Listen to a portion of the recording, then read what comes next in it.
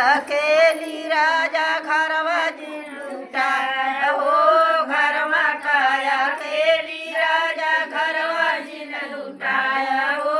घरवा काया अकेली राजा घरवा जिन लुटाया हो घरवा काया अकेली राजा घरवा जिन लुटाया लुगारिया राजा अगवा से धोआया हो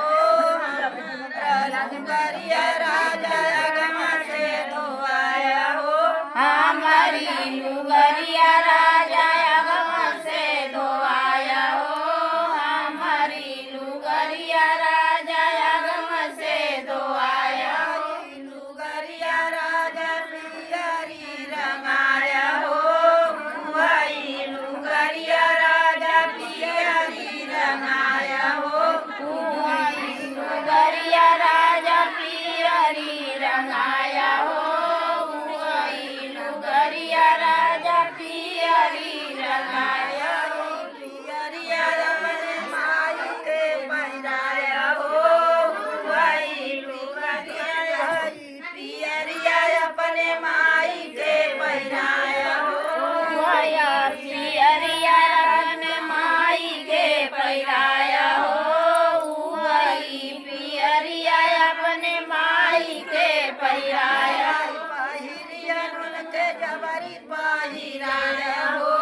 नामाई पहिरियन के जबरी पहिराया हो नामाई पहिरिया उनके जबरी पहिराया हो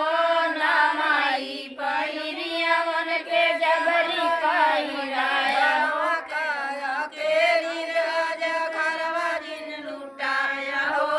घरवा काया केरी राजा घरवा जिन लुटाया हो घरवा काया केली राजा घरवा जिन लुटाया हो घरवा काया केली राजा घरवा जिन लुटाया हो मामा का पैसा राजा अगवा से जुटाया हो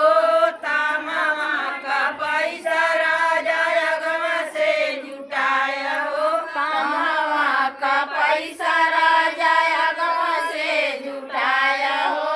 कमावा का पैसा राजा अगवा से जुटाया हो पैसा राजा नामुनी के दिया हो पैसा राजा नामुनी के दिया हो वही पैसा राजा नाउनी के दिया हो वही पैसा